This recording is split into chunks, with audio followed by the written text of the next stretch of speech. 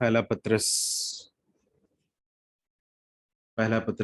की पत्री 5वां अध्याय उसके 1 से लेकर 6 तक हम पढ़ लेंगे। पहला पत्रस 5वां अध्याय 1 से लेकर 6 तक।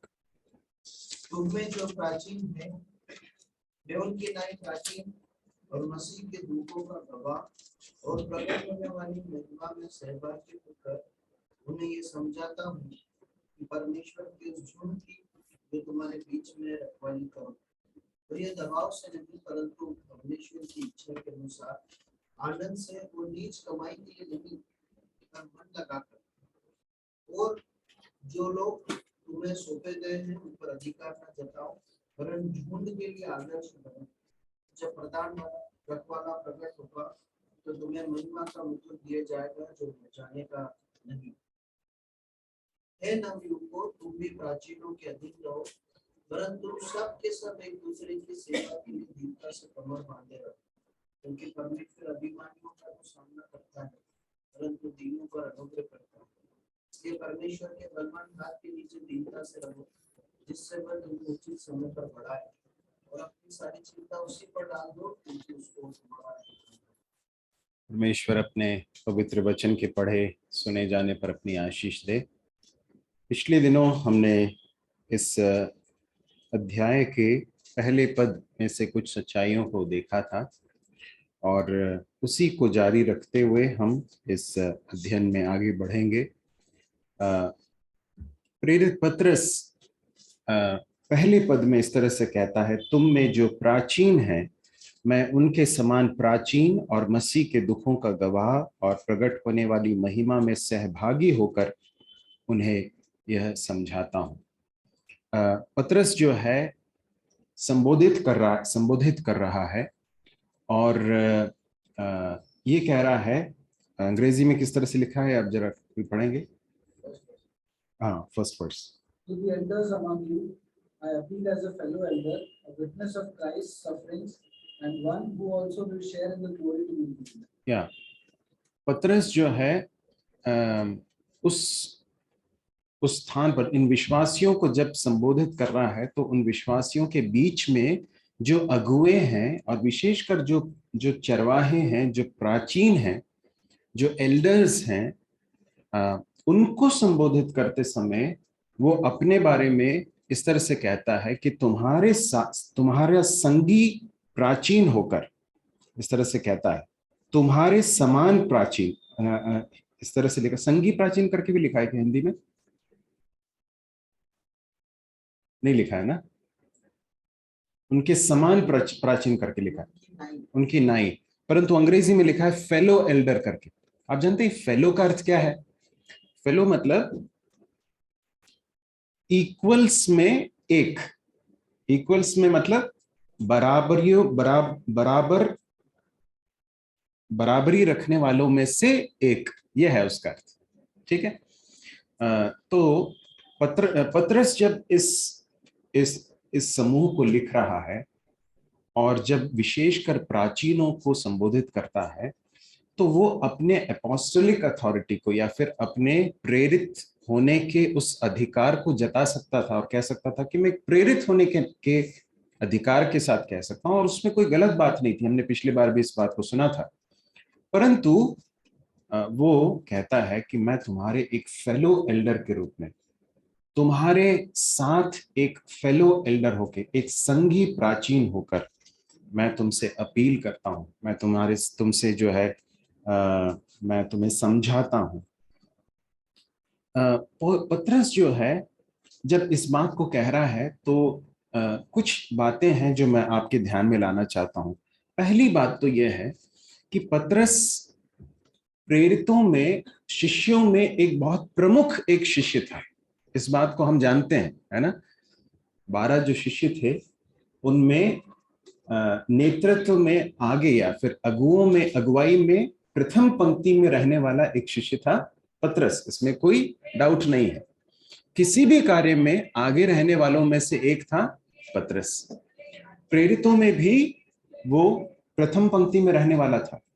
परंतु जब वो इन इन एल्डर्स को लिख रहा है, उनको संबोधित करता है, तो उसके नम्रता और उसकी दीनता को हम देख सकते हैं कि वो किस तरह से अपने आप को वो संबोधित करता है। वो कहता है कि मैं एक फेलो एल्डर हूं, तुम्हारे ही समान एक एक एक एक प्राचीन हूं। तो हालांकि वो एक प्रेरित है, परंतु उसके साथ साथ वो किसी स्थानीय कलीसिया में एक प्राचीन भी है। ये भी एक महत्वपूर्ण सच्चाई है जिसे हमें समझने की जरूरत है। वो एक अपोस्टल है या फिर एक प्रेरित है, परंतु साथ में वो एक स्थानीय कलीसिया में एक प्राचीन होने के उस दायित्व को भी संभाल रहा है।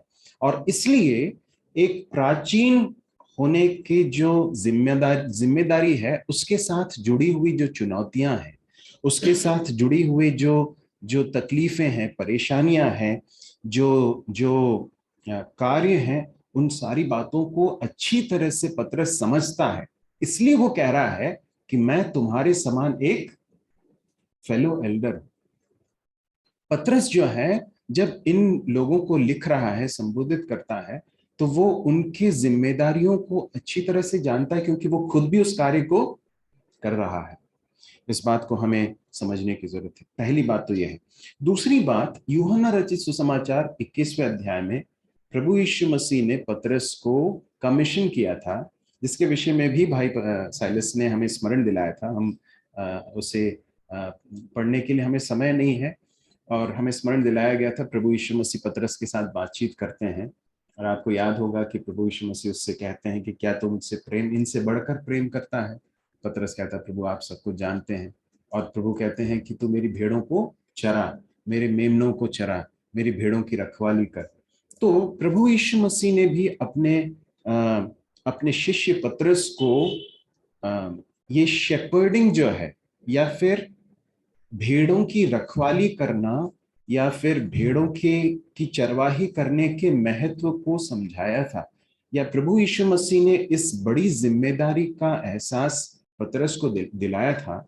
और प्रभु यीशु मसीह के जीवन से पतरस ने बहुत करीब से देखा था कि एक अच्छा, एक सिद्ध चरवाहा कैसा होता है। प्रभु यीशु मसीह ने देखा था। इसलिए पतरस जब इन एल्डर्स को लिख रहा है, जब इन प्राचीनों को लिख रहा है, तो वो बहुत प्रोत्साहित करते हुए उनको बहुत सारी चीजें यहाँ पर लिख रहा है। कई बार कलीसियाओं में जो नेतृत्व में होते हैं, जो विशेषकर जो अगुए होते हैं, जो एल्डर्स होते हैं, जो चरवाहे का काम करते हैं, उनके कार्य को बहुत ज्यादा लोग नोटिस नहीं करते हैं। इसका दूसरा पक्ष यह है कि नेतृत्व का जो कार्य है, जो लीडरशिप का कार्य है, उसको कई बार ग्लैमरस रोल के रूप में देखा जाता है। ग्लैमरस मतलब क्या है? बहुत एक आकर्षक एक भूमिका के रूप में देखा जाता है। लोगों को लगता है कि बड़ा अच्छा काम है, आगे आते हैं, भाषण देते हैं, या फिर लोगों के ध्यान में आते हैं। परंतु जो बहुत सारी चीजें जो दिखती नहीं है, वो कई बार लोग जानते नहीं है। तो इसलिए कई बार लोगों को जो जो दिखता है, उसी से लोग कई बार बहुत आकर्षित होकर, लोगों को ऐसा लगता है कि ये बहुत अच्छा है, बहुत ग्लैमरस है। परंतु इसके पीछे जो बहुत परिश्रम, जो आंसू और जो तकलीफें रहती हैं, उसे कई बार लोग समझते नहीं है। पतरस जानता था, इसलिए पतरस उन प्राचीनों को प्रोत्साहित करते हुए इस बात को लिख रहा है। एक और बात जो मेरे मन में आई वो यह है, आप जानते हैं कि कैथोलिक चर्च जो है, वो इस तरह से दावा करती है कि पतरस जो है वो प्रथम कौन है?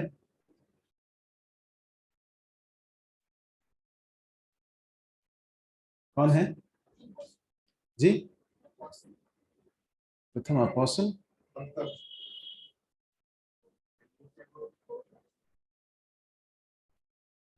चर्च हिस्ट्री हम लोग को जानना जरूरी है। वो लोग ये विश्वास करते हैं, क्लेम करते हैं कि सबसे पहला पोप कौन है? पतरस है ना? पहला पोप पतरस है। विलियम भाई, आपको मालूम होना चाहिए। तो ऐसा वो लोग विश्वास करते हैं, परंतु पतरस अपने आप को क्या कहता है? मैं कौन हूं? मैं एक एक प्राचीन, I am a fellow Elder. देखिए, परमेश्वर का वचन है जो हमें सही सही एक सही सही दिशा निर्देश दे सकता है और हमें सच्चाई का ज्ञान दे सकता है। इसलिए परमेश्वर के वचन को सही रीति से पढ़ना और समझना जरूरी है, ताकि हम झूठ और असत्य को हम काट सकें। प्रभु हमारी सहायता करें। जब पतरस इस बात को कह रहा है कि मैं तुम्हारे ही समान एक एक प्राचीन हूं, तो आगे जाकर पतरस प्राचीनों को कहता है, बहुत सारे दिशा निर्देश देता है। एक अच्छे चरवाहे या फिर एक अच्छे प्राचीन के अंदर किस तरह क्या क्या चीजें होनी चाहिए या उसको क्या क्या कार्य करने चाहिए, इसके विषय में पतरस आगे जाकर बहुत सारी बातें बताता है। परंतु सबसे पहला जो गुण है वो खुद उसके जीवन से हम देख सकते हैं, और वो क्या है? पहली चीज यह है कि एक अच्छे चरवाहे के जीवन में, एक अच्छे प्राचीन के अंदर सबसे पहला जो गुण होना चाहिए वो यह है कि वो एक नम्र व्यक्ति होना जरूरी है। He should be a humble person. क्योंकि परमेश्वर आगे जाकर लिखा है, वो कहता है 5वें पद में क्या कहता है? 5 और 6 को पढ़ लें जरा। हे नवयुवकों, तुम भी प्राचीनों के अधीन रहो, वरन तुम सब के सब एक दूसरे की सेवा के लिए दृढ़ता से कमर बांधे रहो, क्योंकि परमेश्वर अभिमानियों का सामना करता है, परंतु दीनों पर अनुग्रह करता है। इसलिए परमेश्वर के बलवान हाथ के नीचे दृढ़ता से रहो, जिससे वह तुम्हें उचित समय पर बढ़ाए। देखिए, एक परमेश्वर के लिए काम आने वाले एक व्यक्ति के लिए सबसे प्रथम शर्त यह है कि वो अपने आप को परमेश्वर की बलवंत भुजा के नीचे क्या करे? क्या करे? दीन करे। वो अपने आप को दीन करे, वो अपने आप को नम्र करे।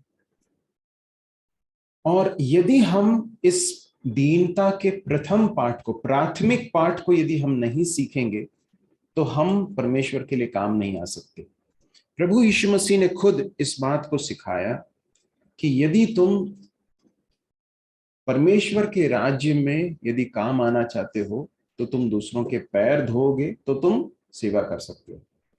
प्रभु यीशु मसीह के उस उदाहरण को प्रभु पतरस ने बहुत करीब से देखा था, और इसलिए वो कहता है, वो खुद अपने बारे में कहता है, और उसके जीवन के उदाहरण से अब हम देख पा रहे हैं। एक समय था जब पतरस के जीवन में इस तरह की चीजें नहीं दिख पाती थी, परंतु एक अरसा बीता है और अब उसके जीवन में हम प्रभु यीशु मसीह के स्वभाव को देख पाते हैं। और जो सबसे पहला पहला गुण जो एक प्राचीन के जीवन में दिखाई देना चाहिए, वो मैं सोचता हूं वो ये है कि he should be A humble person, जो कि प्रभु यीशु मसीह के स्वभाव का एक एविडेंस है या एक प्रमाण है। दूसरी बात, वो उसके दूसरे पद में वो कहता है, परमेश्वर के उस झुंड की जो तुम्हारे बीच में है रखवाली करो। कोई और वर्जन है क्या हिंदी में जिसमें कुछ और लिखा है, कि ऐसा ही लिखा है सब में? रखवाली लिखा है क्या? आगे जाकर भी 4 में रखवाला लिखा है ना, प्रधान रखवाला। परंतु जो अंग्रेजी में जो शब्द आया है वो है चरवाहा, है ना।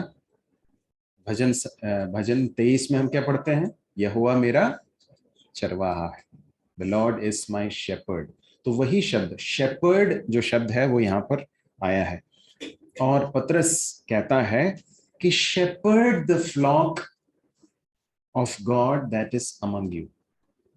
परमेश्वर की का जो झुंड, परमेश्वर की जो भेड़ें जो है, जो तुम्हारे बीच में है, जो तुम्हें सौंपी गई हैं, उनको क्या करो? तुम उनकी चरवाही करो, उनको शेपर्ड करो। तो एक अच्छा प्राचीन या एक प्राचीन की जिम्मेदारियों में से सबसे प्राथमिक जिम्मेदारी क्या है? कि वो एक चरवाहे का कार्य करे। देखिए, संसार में जो नेतृत्व का जो पिक्चर है, जो अंडरस्टैंडिंग है, वो ये है कि नेतृत्व का काम क्या है, वो एक पोजीशन है। पोजीशन मतलब एक पद है, और उस पद में जो है उसका उसका एक अपना एक रुतबा है, एक पावर है, अथॉरिटी है। तो चूंकि संसार में हम इस तरह से देखते हैं, इसलिए हम उसी अंडरस्टैंडिंग को या उसी समझ को हम क्या कर देते हैं, कई बार कलीसिया में भी हम लेकर आ जाते हैं, और हम इस तरह से सोचते हैं कि एल्डर मतलब क्या है, एक पोजीशन है। एल्डर मतलब एक पद है, और एक उसमें एक अथॉरिटी है। अथॉरिटी है, डेफिनेटली है उसमें, वो उसमें हम जाएंगे आगे जाकर। परंतु हम उसे सिर्फ एक पद के रूप में या सिर्फ एक पोजीशन के रूप में मात्र देखने लगते हैं। परंतु परमेश्वर का वचन ये बताता है कि जो लोग प्राचीन होकर बुलाए गए हैं, उन्हें परमेश्वर ने चरवाहा होकर ठहराया है, शेपर्ड के रूप में ठहराया गया है। मैं आपसे पूछना चाहता हूं कि शेपर्ड का काम क्या क्या होता है। हम प्राचीन का की जिम्मेदारी के बारे में नहीं पूछ रहा हूं, साधारण रूप से एक चरवाहा जो रहता है ना, चरवाहा को क्या बोलते हैं, गडरिया, चरवाहा, जो भी आप कहते हैं, उसका काम क्या क्या रहता है, क्या करता है? देखभाल करता है। किस तरह से देखभाल करता है? सुरक्षा में जब चल रहे होते हैं तो उनको प्रोटेक्ट करता है, आगे पीछे देखते हैं। ओके, सुरक्षा करता है, ठीक है। कोई और बता सकते हैं? बच्चे भी बता सकते हैं, चरवाहा क्या करता है?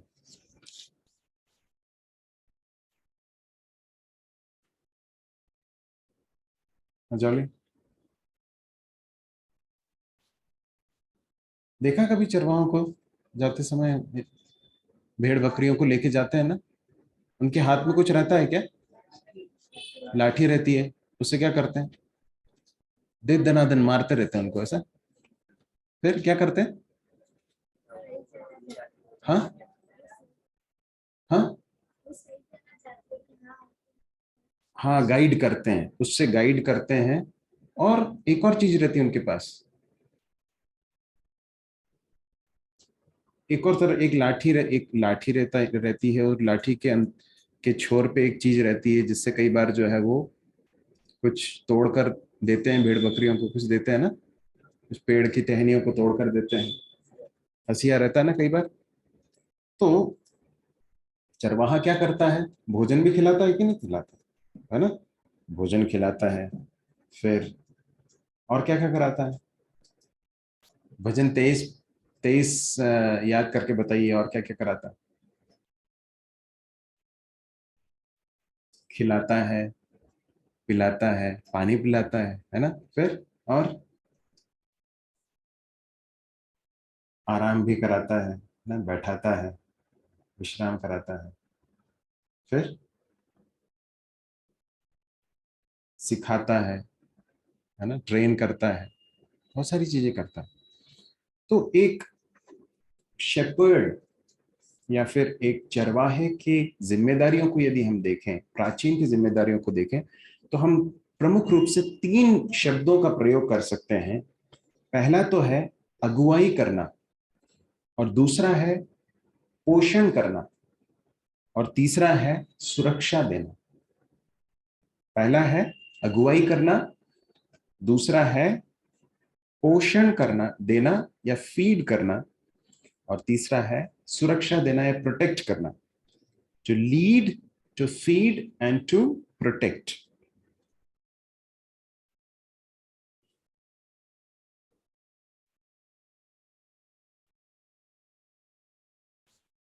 तो ये जो जिम्मेदारी है, ये हर एक को नहीं दी गई है। इस बात को हमें समझने की जरूरत है। कलीसिया में हर व्यक्ति को ये दी नहीं गई। पहली बात तो यह है कि सिर्फ पुरुषों को ये कार्य दिया गया, स्त्रियों को कलीसिया में अगुवाई का काम नहीं दिया गया है, प्राचीनों का या अगुवाई का कार्य नहीं दिया गया। परमेश्वर का वचन स्पष्ट सिखाता है, पहली बात। दूसरी बात, पुरुषों में भी सभी को ये कार्य नहीं दिया गया है।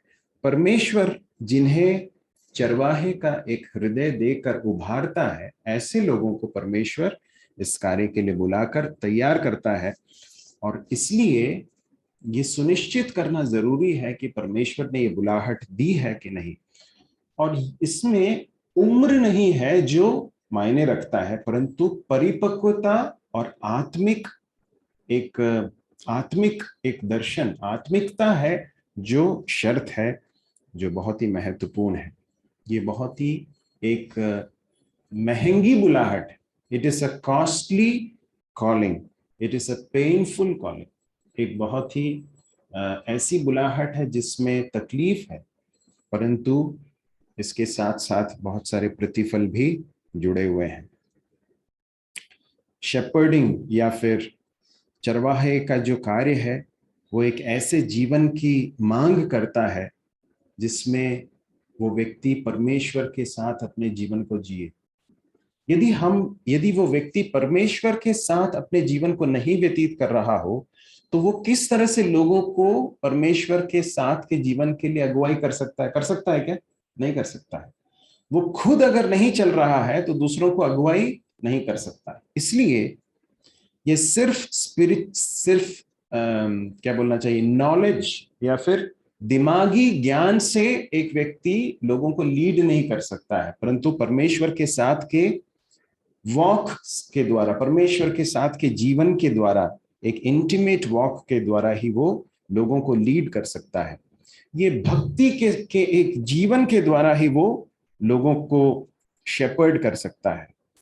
अनुशासित जीवन इसके लिए बहुत ही जरूरी है। पवित्रता का जीवन बहुत ही महत्वपूर्ण है।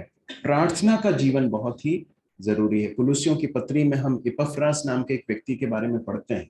आपको याद है वो वाला भाग जहां पर पौलुस कहता है कि तुम्हारा संगी भाई इपफ्रास तुम्हारे लिए प्रार्थना में क्या करता है? परिश्रम करता है करके लिखा है। प्रार्थना में तुम्हारे लिए परिश्रम करता है। अंग्रेजी में इस तरह से लिखा है, he is wrestling in prayer for you. जो शेपर्डिंग का काम करते हैं, जो कलीसिया में चरवाहे का काम करते हैं, वो सिर्फ वचन की सेवकाई ही मात्र नहीं करते, परंतु वो विश्वासियों के लिए प्रार्थना करने के लिए बहुत बड़ी जिम्मेदारी उन्हें दी गई।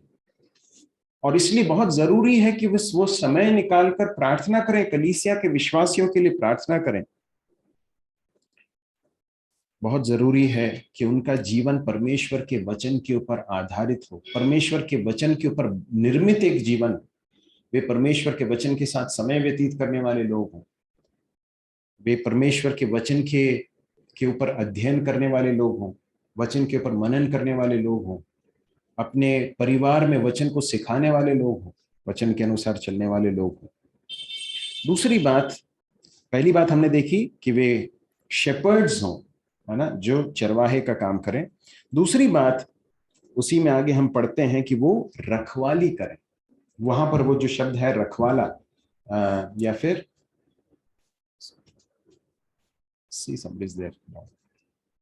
दूसरा है रखवाले। रखवाली करने का अर्थ क्या है? रखवाले का काम क्या रहता है? सुरक्षा करना। आपने इस यहेजकेल की पुस्तक में पढ़ा होगा, परमेश्वर यहेजकेल से कहता है कि हे मनुष्य के पुत्र, मैंने तुझे इज़राइल के लिए क्या बना दिया है? रखवाला बनाया है। और यदि तू शत्रु को आते देखे और तू लोगों को यदि चेतावनी दे, दुष्ट को चेतावनी दे, तो फिर क्या होगा? और वो अगर चेत जाए तो फिर क्या होगा? वो तो बच जाएगा। और अगर चेतावनी नहीं दी तो उसके खून का पलटा मैं क्या किससे लूंगा? तुझसे लूंगा। परंतु यदि तूने चेतावनी दी और उसने चेतावनी नहीं ली तो फिर तू उसके खून के दोष से तू मुक्त हो गया। तो वहां पर एक रखवाले का एक चित्रण वहां पर दिया गया है। एक रखवाला वो व्यक्ति होता है जो हमेशा अलर्ट रहता है, हमेशा वॉचफुल रहता है। अंग्रेजी में कैसा लिखा है?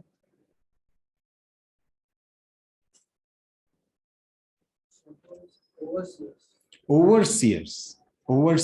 ओवरसियर का मतलब क्या है? जो देखते हैं, हमेशा सारी चीजों के ऊपर नजर रखते हैं, ये है उसका अर्थ। भाई रविंद्र, हम पहला पत्रस 5वां अध्याय उसके 1 से लेकर 4 तक पढ़ रहे हैं, हम दूसरे पद में हैं अभी। तो जो रखवाले हैं उनका काम है कि वे बहुत अलर्ट रहें, बहुत जरूरी है कि वे बहुत सजग रहें कि क्या चल रहा है।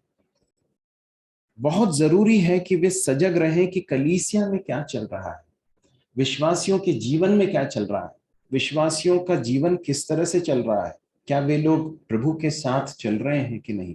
और इसलिए इसके लिए बहुत ही जरूरी है कि जो चरवाहे हैं वे भेड़ों के साथ संपर्क में रहें।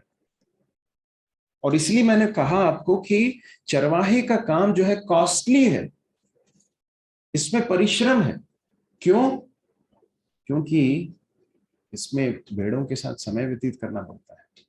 लोगों को जानने के लिए हमें उनके साथ समय व्यतीत करना होगा, उनके साथ बातचीत करनी होगी, उनका उनके उनके आत्मिक स्थिति को समझने के लिए जो है इतना आसान नहीं है। और जब चीजों को समझते हैं तो बात हो सकता है कुछ कुछ मुद्दों को एड्रेस करने की जरूरत पड़े, हो सकता है वो सब को आप एड्रेस करने जाएंगे तो हो सकता है कुछ ऐसी सिचुएशंस भी आए जो उनको पसंद नहीं आए। ये सब जो है एक रखवाले के कार्य के अंदर शामिल है। परंतु परमेश्वर का वचन बताता है कि एक प्राचीन को बहुत सजग रहने की जरूरत है कि क्या स्थिति है, भेड़ों की आत्मिक स्थिति कैसी है। कहीं कोई गलत शिक्षाएं तो कलीसिया के अंदर नहीं आ रही हैं, लोगों के आत्मिक जीवन में क्या चल रहा है, कहीं कहीं कहीं कोई कपट तो नहीं है, हिपोक्रेसी तो नहीं आ रही है, कहीं कोई कड़वाहट तो नहीं आ रही है। देखिए कई बार एक भाग में इस तरह से हम पढ़ते हैं कि देखो ध्यान दो कि कहीं कोई कड़वाहट की कोई बीज फूट कर कहीं आपको याद है बोले इब्रानियों में है ना,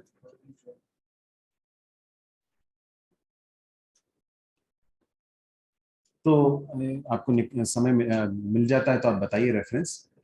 तो वहां पर कहने का अर्थ यह है कि बहुत केयरफुल रहने की जरूरत है, बहुत सजग रहने की जरूरत है कि क्या चल रहा है। क्योंकि कलीसिया है, कलीसिया में अलग अलग तरह के लोग रहते हैं और आपसी संबंधों में कई बार कड़वाहट आने की संभावनाएं हैं। और इसलिए जो चरवाहे हैं उन्हें बहुत सजग रहने की जरूरत है कि ऐसा नहीं हो कि शैतान को मौका मिले और शैतान कड़वाहट का बीज बोकर जो है विश्वासियों के बीच में जो है वो फूट डाल दे।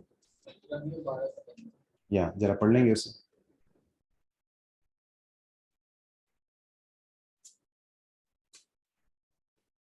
ध्यान से देखते रहो, ऐसा ना हो कि कोई परमेश्वर के अनुग्रह से रह जाए या कोई कड़वी जड़ फूट कर कष्ट दे, उसके द्वारा बहुत से लोग अशुद्ध। या तो हमें बहुत सजग रहने की जरूरत है। और विशेषकर जो नेतृत्व में है, मैं आपको बताना चाहता हूँ नेतृत्व का कार्य, प्राचीनों का कार्य, चरवाहों का कार्य बहुत पेनफुल काम है, बहुत परिश्रम का काम है, बहुत आंसुओं से भरा हुआ काम है, बहुत परिश्रम का काम है। तो बहुत सजग रहने की जरूरत है तो कि कहीं कड़वाहट तो नहीं आ रही है। ऐसा तो नहीं कि लोग ठंडेपन में जा रहे हैं, अगर ठंडापन आ रहा है तो क्या हो रहा है।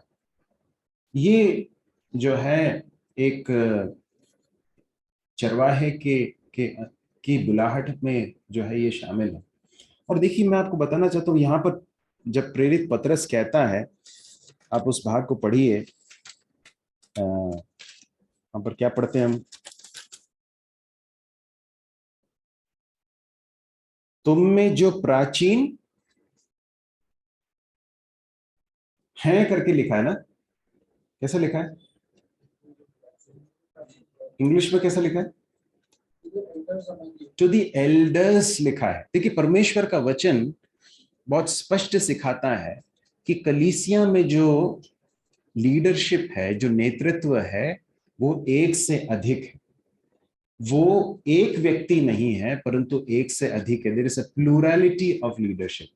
या फिर नेतृत्व एक व्यक्ति के ऊपर केंद्रित नहीं है। ये नए नियम की कलीसिया का की एक बहुत प्रमुख शिक्षा है।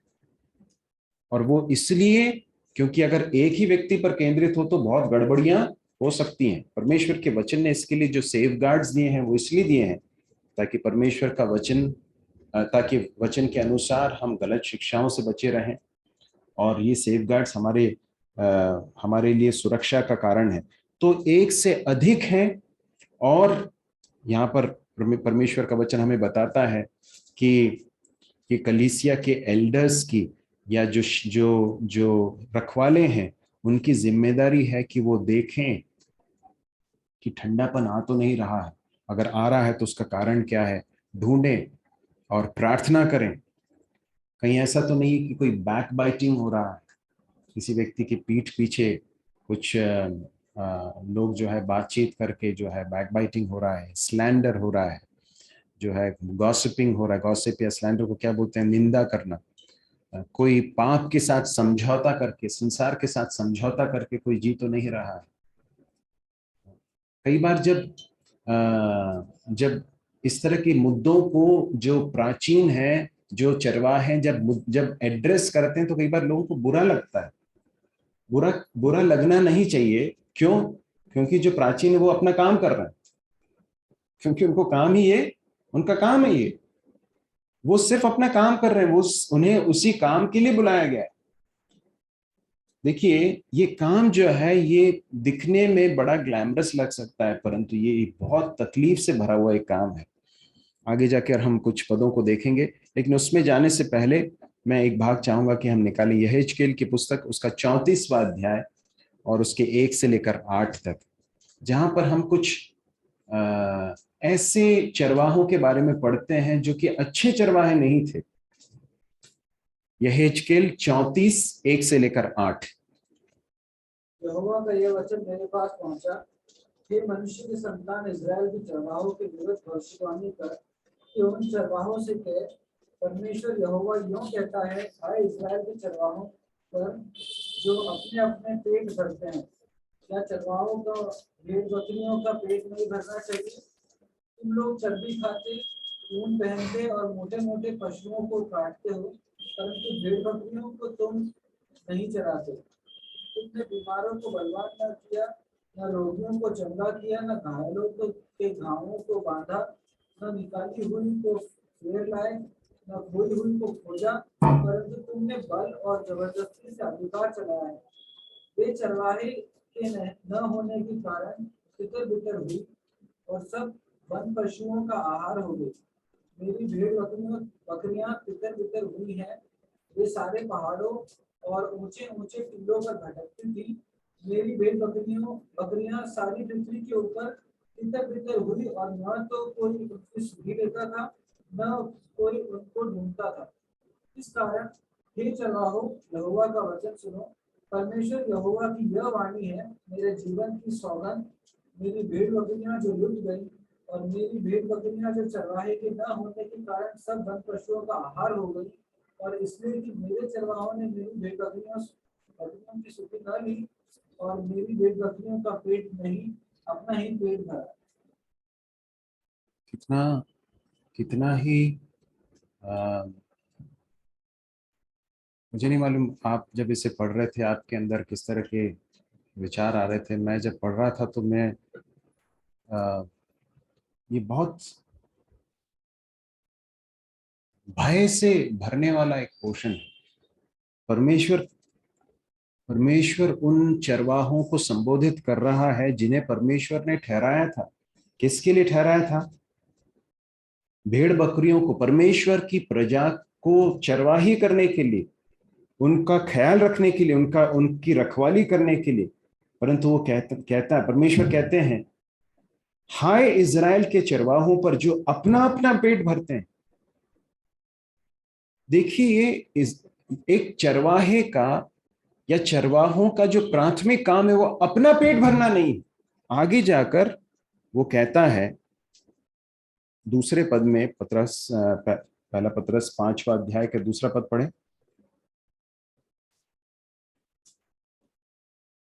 परमेश्वर के उस झुंड की जो तुम्हारे बीच में है, रखवाली करो, ये दबाव से नहीं करो, परमेश्वर की इच्छा के अनुसार आनंद से और नीच कमाई के लिए नहीं, नीच कमाई के लिए नहीं, मन लगाकर, पर मन लगाकर।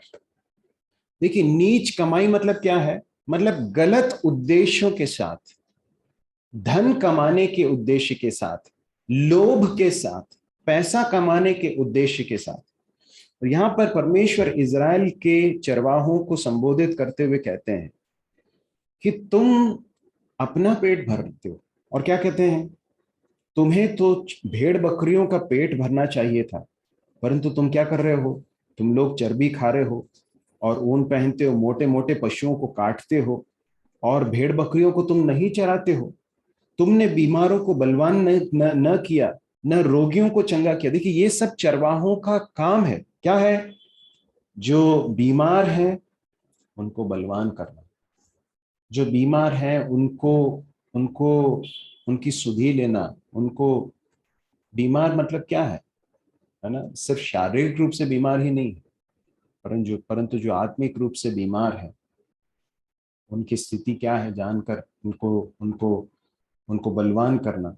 न रोगियों को चंगा किया, न घायलों के घावों को बांधा, न निकाली हुई को लौटा लाए। जो निकाली हुई मतलब जो चले गए थे, जो जो खो गए थे, न उनको खोजा, परंतु तुमने बल और जबरदस्ती से अधिकार चलाया। देखिए, ये परमेश्वर इस तरह के एक नेतृत्व से कितना क्रोध करते, कितना दुखित होते हैं, वो यहां पर हम समझ सकते हैं।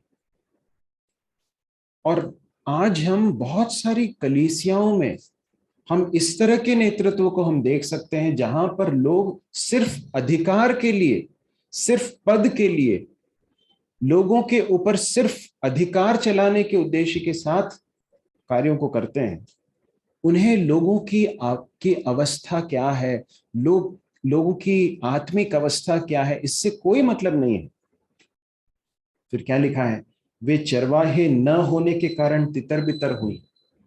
प्रभु यीशु मसीह ने जब इस संसार में थे, इस तरह से लिखा है कि जब भीड़ को देखा तो उनका हृदय करुणा से भर गया, क्योंकि उन्होंने उस भीड़ को ऐसी भेड़ों के समान देखा जिनका कोई रखवाला नहीं था, जिनका कोई चरवाहा नहीं था।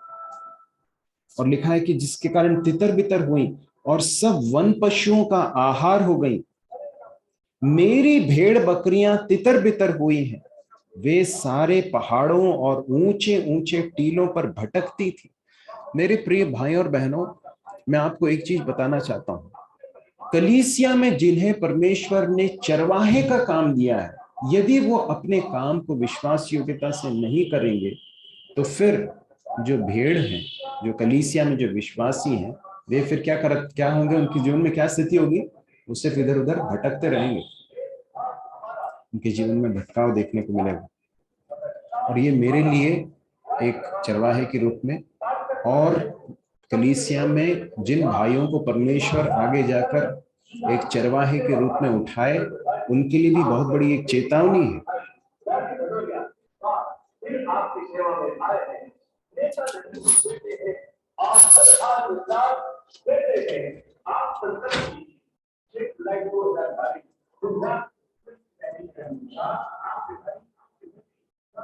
लिखा है, मेरी भेड़ बकरियां तितर बितर हुई हैं, वे सारे पहाड़ों और ऊंचे ऊंचे टीलों पर भटकती थी। मेरी भेड़ बकरियां सारी पृथ्वी के ऊपर तितर बितर हुई, और न तो कोई उनकी सुधि लेता था, न कोई उनको ढूंढता था। इस कारण हे चरवाहों, यहोवा का वचन सुनो। परमेश्वर यहोवा की यह वाणी है, मेरे जीवन की सौगंध, मेरी भेड़ बकरियां जो लुट गईं, और मेरी भेड़ बकरियां जो चरवाहे के न होने के कारण सब वन पशुओं का आहार हो गई, और इसलिए कि मेरे चरवाहों ने मेरी भेड़ बकरियों की सुधि नहीं ली, और मेरी भेड़ बकरियों का पेट नहीं, अपना ही पेट भरा। इस कारण हे चरवाहों, यहोवा का वचन सुनो। परमेश्वर यूं कहता है, देखो मैं चरवाहों के विरुद्ध हूं, और मैं उनसे अपनी भेड़ बकरियों का लेखा लूंगा। आगे जाकर कहता है परमेश्वर। आपको लगता है कि ये प्राचीन होने का काम बहुत आसान है? ये कोई ग्लैमरस काम है? लेखा देना होगा। और आगे पौलुस कहता है कि तुम में से अधिक लोग जो हैं वो शिक्षा देने का काम न करें, क्योंकि तुम्हें दुगना दुगना लेखा देना होगा। परंतु इसका अर्थ ये भी नहीं है कि जिन्हें परमेश्वर ने ये अगुवाई दी, जिन्हें परमेश्वर ने ये बुलाहट दी है, वो उससे पीछे हटें। यदि वो कर रहे हैं तो वो भी परमेश्वर के प्रति विश्वासहीनता है। परमेश्वर हमारी सहायता करे कि हम अपनी बुलाहट के प्रति विश्वास योग्य रहें। अगली बात हम देखते हैं, दूसरे पद में वापस आ जाए, पहला पत्रस 5वां अध्याय।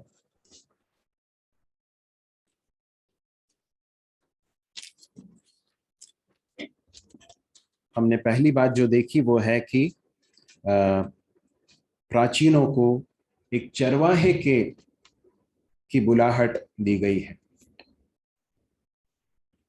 और दूसरी बात हमने देखी कि प्राचीनों को रखवाले का काम दिया गया है। देखिए, एक चरवाहे का कार्य करना आसान नहीं है। आपको याद आता पुराने नियम में एक व्यक्ति, सबसे पुराना व्यक्ति जिसने चरवाहे का काम किया, मूसा।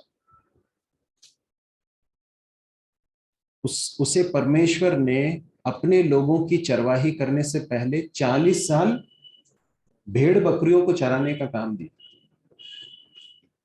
वो अपने ससुर यित्रो की भेड़ बकरियां चराया करता था। 40 साल परमेश्वर ने उसको ट्रेन किया रेगिस्तान में,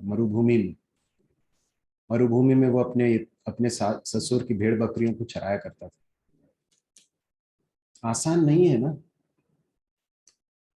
परमेश्वर के लोगों को चराना आसान था क्या? कितने ही बार कुड़कुड़ाते थे इजरायली लोग, कितने ही बार मूसा के विरुद्ध उन्होंने आवाज उठाई, कितने ही बार पत्थर मारने के लिए जो है उन्होंने वो उठ गए। मूसा को क्या करते हुए देखते हैं आप जानते हैं? तुरंत मूसा जो है घुटनों के बल गिरकर जो है उनके लिए दुहाई करता था।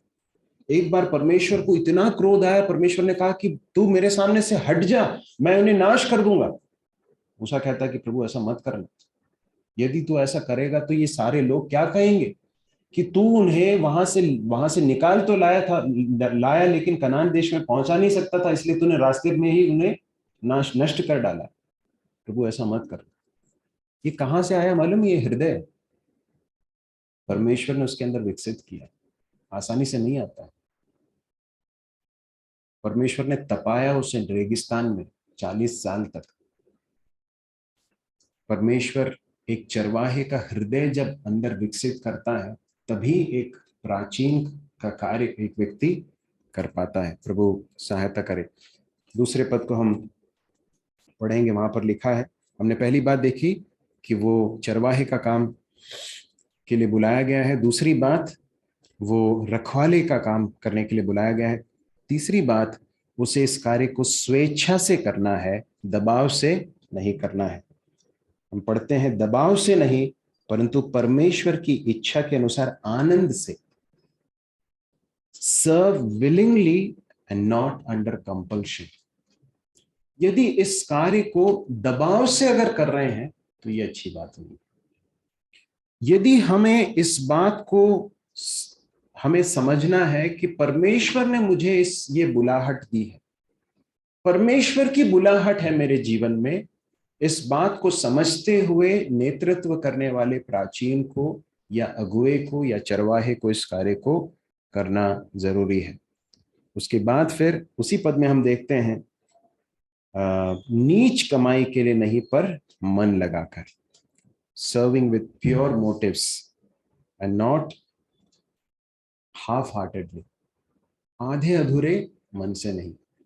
यदि परमेश्वर के काम को यदि हम आधे अधूरे मन से करते हैं तो बहुत ही दुख की बात है, बहुत गलत बात होगी। परमेश्वर के काम को हमें पूरे हृदय के साथ करने के लिए परमेश्वर का वचन हमें सिखाता है। जब एक व्यक्ति परमेश्वर के झुंड की रखवाली करता है, चरवाही करता है, तो उसे इस बोध के साथ करना है, इस कन्विक्शन के साथ करना है कि परमेश्वर ने मुझे इस कार्य के लिए बुलाया है, ये मेरी बुलाहट है, ये मेरी बुलाहट। प्रभु सहायता करे, प्रभु ऐसा करने के लिए सहायता करे। तीसरा पद, जो लोग तुम्हें सौंपे गए हैं उन पर अधिकार न जताओ, वरन झुंड के लिए आदर्श बनो। Good shepherds lead through example. अच्छे जो प्राचीन हैं, जो अगुवे होते हैं, वो एक उदाहरण के द्वारा लीड करते हैं, सिर्फ अधिकार के द्वारा नहीं परंतु अच्छे उदाहरण के द्वारा लीड करते हैं। ये एक बहुत ही महत्वपूर्ण एक सच्चाई है जिसे हमें याद रखने की जरूरत है। आप अपने जीवन के द्वारा ही सबसे बड़ा एक लीडरशिप दे सकते हैं। यदि आप अपने जीवन के द्वारा अगर एक अच्छा एग्जाम्पल नहीं दे रहे हैं, तो फिर आप जितना भी आप सिखा लें, आप बोल दें, उसका कोई प्रभाव नहीं पड़ेगा। यहाँ पर प्रेरित पतरस कहता है कि वरन झुंड के लिए आदर्श बनो। जो प्राचीन है, जो लीडरशिप में है, परमेश्वर का वचन एक्सपेक्ट करता है कि वो हर चीज में एक हायर स्टैंडर्ड दिखाएं। वो अपनी बातचीत में, वो अपने मॉरल स्टैंडर्ड्स में, ऑपोजिट जेंडर के साथ व्यवहार में, अपने थॉट लाइफ में, अपने वैचारिक जीवन में, अपने पैसे के खर्च के विषय में हो, हर क्षेत्र में वो दूसरों के लिए एक अच्छा उदाहरण बने, झुंड के लिए आदर्श बनो। उसके बाद फिर वो कहता है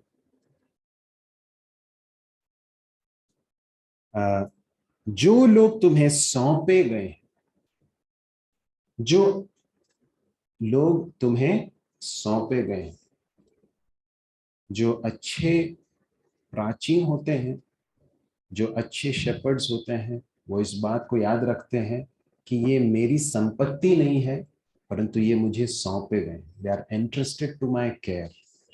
ये मेरी संपत्ति नहीं, ये मेरी बपौती नहीं है, परंतु ये मेरे चार्ज में सौंपे गए हैं और ये परमेश्वर का झुंड है। It is God's flock.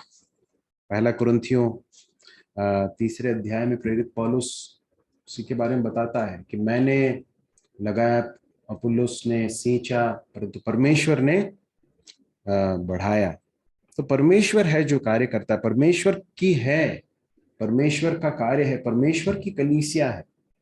परमेश्वर ने अलग अलग रोल्स दिए होंगे परंतु ultimately the church belongs to God. कलीसिया परमेश्वर की है।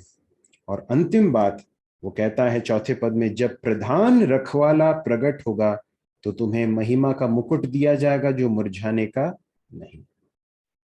इसका अर्थ यह है कि जो चरवाहे का जो काम करते हैं उसमें जो है, जो एक मेन जो रिवॉर्ड है ना, जो एक, वो तो यहाँ पर नहीं है, वो तो चीफ शेपर्ड के आने पर ही है। तो इसलिए उन्हें इस संसार में रहते हुए बहुत ज्यादा रिवॉर्ड्स को एक्सपेक्ट करने की जरूरत नहीं है, करना नहीं चाहिए। हो सकता है कि बहुत सारे कुछ चीजें उनके परिश्रम का फल उन्हें देखने को मिलना भी चाहिए, दिखना चाहिए, परंतु उन्हें इस बात को याद रखने की जरूरत है कि वे परमेश्वर के लिए कर रहे हैं, विश्वास योग्यता के साथ करें। उनके ऊपर एक रखवाला रखा गया है जिनके प्रति वो जवाबदेह है, और वो एक दिन प्रकट होगा और उसके सामने वो जब प्रकट होंगे तो उस समय पर वो प्रतिफल देगा। जो कुछ उन्होंने किया है उस सब का प्रतिफल मिलेगा। प्रभु सहायता करे, मेरी सहायता करे। मेरे ख्याल से आज का ये संदेश प्रमुख रूप से मेरे लिए और जो कलीसिया में नेतृत्व का काम करने के लिए प्रभु जी ने उभारे आने वाले दिनों में उनके लिए था। तो प्रभु मेरी सहायता करे, प्रभु हम सबकी सहायता करे। और आगे मैं एक वर्ड ऑफ कॉशन में बताना चाहता हूँ, क्योंकि लीडरशिप या नेतृत्व जो है, विशेषकर जो जवान है, कई बार ऐसा लग सकता है कि अरे हमें कुछ करना चाहिए। तो कई बार उसमें जो है, जैसे मूसा जो है उसको बहुत जोश आ गया था तो उसने जाके एक मिस्री को मार डाला। उसको लगा कि मैं बहुत कुछ कर सकता हूँ, मैं जाकर जो है इजरायलियों को छुड़ाऊंगा। तो इस तरह से हम कई बार अपनी ताकत से बहुत कुछ करने की कोशिश कर सकते हैं। मैं आपको बताना चाहता हूँ कि अपनी ताकत से हम कुछ कर नहीं सकते। परमेश्वर हमारे शारीरिक, हमारे फ्लैशली चीजों का उपयोग करके हमें कभी भी यूज नहीं कर सकता है, जब तक कि हम उन सारी चीजों को परे रखकर पूरी रीति से सरेंडर ना करें अपने आप को सौंपेंगे नहीं अब तक अपने आप को, तब तक हम प्रभु के हाथों में काम नहीं आ सकते हैं। इसलिए वो आगे जाकर कहता है कि इसलिए हे नवयुवकों क्या करो, अपने आप को प्राचीनों के अधीन हो जाओ, और उसके बाद परमेश्वर के बलवंत भुजा के नीचे हो जाओ, और वो तुम्हें उचित समय पर बढ़ाएगा। परमेश्वर का समय है हमें बढ़ाने का, परमेश्वर का समय है हमें उठाने का। तब तक पेशेंटली वेट करने के लिए हमें परमेश्वर का वचन सिखाता है, और अपने कार्य को विश्वास योग्यता के साथ करने के लिए प्रभु हमारी सहायता करे। प्रभु के नाम की महिमा हो।